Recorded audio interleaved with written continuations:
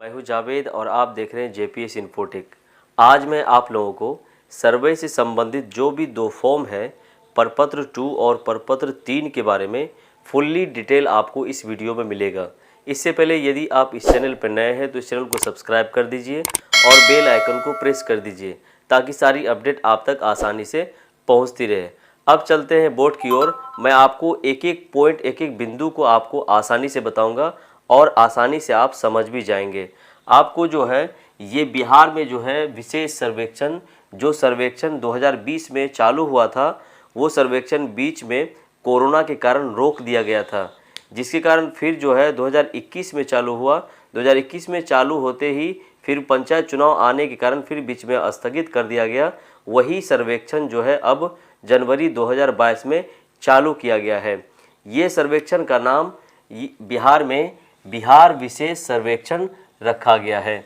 ये सर्वेक्षण जो है कोई सिर्फ राज्य सरकार का सर्वेक्षण नहीं है, ये भारत सरकार की ओर से गाइडलाइन दिया जाता है। कहा जाता है कि इस सर्वेक्षण को किया जाए तो ही कोई भी राज्य सरकार इस चीज़ को करती है। अब बढ़ते हैं आगे। ये सर्वेक्षण जो है किस प्रकार होगा और इसके लिए हमें क्या क्या करना होगा, इसके बारे में आसानी से आगे समझते हैं। अब देखते हैं कि ये सर्वेक्षण के लिए बिहार सरकार ने हर पंचायत में जो है एक एक अमीन की बहाली की है। वही अमीन के माध्यम से हमारा सर्वेक्षण का काम आगे होगा। अब आगे समझते हैं इस चीज़ के बारे में कि इस सर्वेक्षण में हमें कौन सा फॉर्म भरना है और हमें किस प्रकार भरना है, उसके बारे में जानते हैं। इस फॉर्म के लिए, इस सर्वे के लिए आपको प्रपत्र 2 फॉर्म, जिसका नाम हिंदी में प्रपत्र 2 रखा गया है, वो फॉर्म आपको राजस्व विभाग के आधिकारिक हैंडल पे आपको आसानी से वहाँ मिल जाएगा, जिसको आप आसानी से डाउनलोड कर लीजिएगा, नहीं तो आपको कहीं भी किसी दुकान से आपको मिल जाएगा। अब उस फॉर्म को लेने के बाद आपको क्या करना है कि आपको नाम एकदम सही से, आप अपने जो भी आपके पास दस्तावेज है आधार कार्ड के अनुसार नाम को सही से भर देंगे। नाम को भरने के बाद आपको करना क्या है कि उसमें पूरा पता एकदम आसानी से, एकदम साफ साफ क्या करना है, अपने दस्तावेज के अनुसार भर देना है।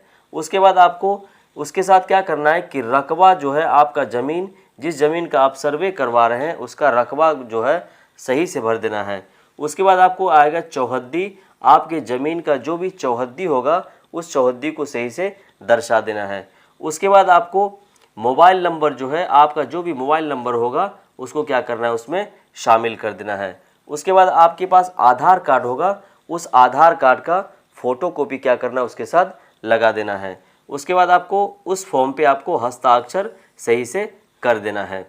उसके साथ साथ आपको इस चीज़ को करने के बाद, ये तो रहा आपका फॉर्म का बात कि आपको फॉर्म में क्या क्या भरना है और फॉर्म में किस चीज़ को कैसे भरना है, ये जान लिए। आप फॉर्म के साथ आपको कौन सा कागज़ लगाना है उसके बारे में जानना है। अब चलते हैं बोर्ड की ओर।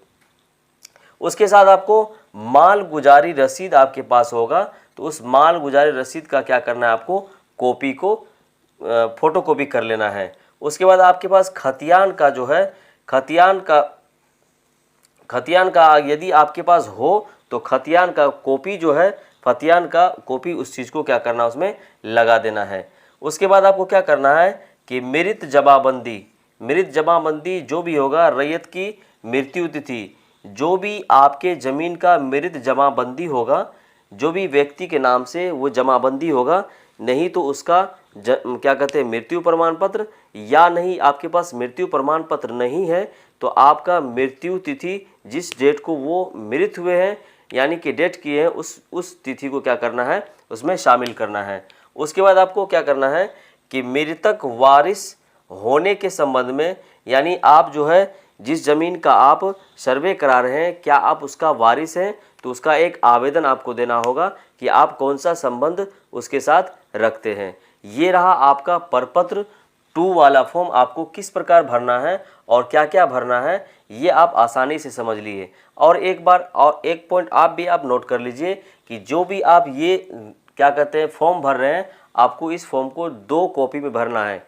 यानी आपको 2 कॉपी में भर के उस कार्यालय में या उस शिविर में आपको जमा करना है। अब आगे जानते हैं कि प्रपत्र 3 फॉर्म क्या है और उसको किस प्रकार भरना है। परपत्र 3 फॉर्म को भी आपको 2 कॉपी में क्या करना है, जमा करना है। अब आगे जानते हैं कि उसमें क्या करना है। जिस प्रकार आप परपत्र 2 में आप फॉर्म भरे, उसी तरह आपको नाम जो है सही से उसमें क्या करना है, लिखना है। नाम के साथ साथ आपको पूरा पता भी आप अपने दस्तावेज के अनुसार क्या करना है, उसमें भर देना है। उसके बाद रैयतों की खुद की वंशावली, यानी आप जैसे कि आप 4 भाई हैं और आपके पिताजी के आप 4 संतान हैं, तो आप अपना अपना वंशावली क्या करना है, जो भी आप वंशावली या पंचनामा बना है उस वंशावली को क्या करना है, उसमें शामिल करना है। उसके बाद क्या करना है कि परपत्र में अपने दखल कब्जा का ब्यौरा, यानी आप जितना दखल आपका है उस ज़मीन में, या आप जितना कब्जा करके रखे हैं उस ज़मीन का क्या करना है, यानी कि जितना भी ज़मीन आपके दखल में है उस ज़मीन का पूरा ब्यौरा क्या करना है, उसमें शामिल करना है। उसके बाद आपको क्या करना है कि उस ज़मीन का खाता, खेसरा, रकबा, चौहद्दी को क्या करना है, एकदम साफ साफ अच्छे से क्या करना है, उसमें दर्शाना है। उसके बाद आपको क्या करना है कि उसके साथ आपको क्या लगाना है, वो आधार कार्ड आपके पास है तो उसका फ़ोटोकॉपी लगा देना है, नहीं तो अगर आधार कार्ड नहीं है आपके पास तो पहचान पत्र का भी आप फ़ोटोकॉपी लगा सकते हैं। उसके साथ आपको मोबाइल नंबर आसानी से क्या करना है, साफ साफ उसमें लिख देना है। उसके बाद उस फॉर्म पे आपको हस्ताक्षर कर देना है। हस्ताक्षर करने के साथ साथ आपको इस फॉर्म को क्या करना है, 2 कॉपी में, जिस तरह आपको हम बताए थे कि आप परपत्र 2 फॉर्म को 2 कॉपी में जमा किए हैं, उसी प्रकार परपत्र 3 फॉर्म को भी आप 2 कॉपी में ही जमा करना होगा। अब जानते हैं कि जैसे कि बहुत सारे लोगों का ये सवाल आया है कि जैसे कोई ज़मीन है और उस ज़मीन का ना तो मालिक का पता है, ना ही उसका कोई डॉक्यूमेंट है कि ये ज़मीन किस नाम से है और ज़मीन किसी दूसरे व्यक्ति के कब्जे में है। तो मैं उसके बारे में बता दूं, यदि वैसा ज़मीन जिसका कोई मालिकाना हक नहीं जता रहा हो और वो ज़मीन किसी दूसरे व्यक्ति के पास हो और लगभग वर्षों से उस ज़मीन में अपना दखल दिए हुआ हो, यानी वो अपना मालिकाना हक उस पर जता रहा हो, लेकिन उसके पास भी कोई ऐसा प्रूफ नहीं है, वो ज़मीन उसके नाम से नहीं है, तो यदि आप उस ज़मीन में या उस ज़मीन में आप दखल दे रहे हैं वर्षों से, तो आपके पास कोई ना कोई प्रूफ होगा।